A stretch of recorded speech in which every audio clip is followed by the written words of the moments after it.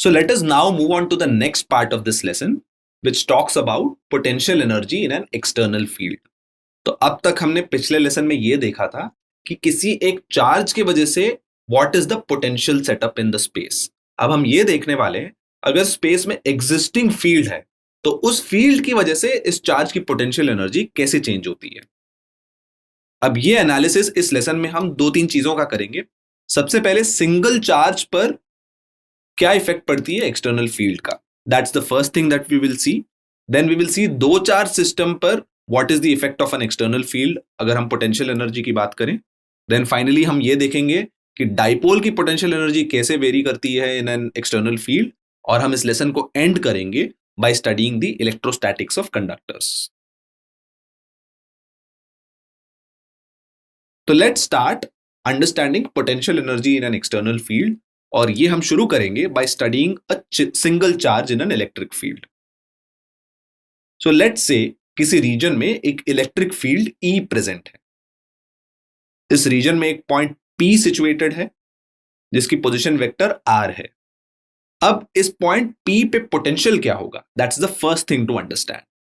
We know that अगर हम field की वैल्यू जानते हैं तो पोटेंशियल की वैल्यू हम कंप्यूट कर सकते हैं as minus integral E dot dr। तो उस फील्ड का डॉट प्रोडक्ट लो पोजीशन वेक्टर के डिफरेंशियल वेक्टर से और उसको इंटीग्रेट करो तो हमें पोटेंशियल की वैल्यू मिल जाती है।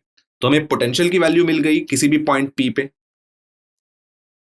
अब हम इस पॉइंट P पर इंफिनिटी से एक चार्ज अगर लेके आते हैं, we know that the work that needs to be done by definition is Q into potential which is Q into V of R, and we also know that potential energy is nothing but the work done, right? तो potential energy of Q at R in an external field is equal to Q into V of R। इसका मतलब ये है किसी भी single charge को हम एक इलेक्ट्रिक फील्ड में ले आते हैं, so the potential energy of that charge due to that field क्या होता है, उस चार्ज को मल्टीप्लाई करो उस पॉइंट के पोटेंशियल से और वो पॉइंट का पोटेंशियल निकलता है by minus integral E dot dr। अब हम same analysis to charge system के लिए करते हैं। तो हम फिर से एक रीजन लेते हैं जहां पे एक इलेक्ट्रिक फील्ड E प्रेजेंट है। सबसे पहले यहां पे एक चार्ज लेके आते हैं Q1। इंफिनिटी से we get this to a point P, और हम मान के चलेंगे कि P का पोजीशन वेक्टर R1 है। सो अभी अभी हमने पढ़ा कि इस पॉइंट P पर Q1 को लेके आने के लिए the work done W1 is nothing but Q1 into V of R1।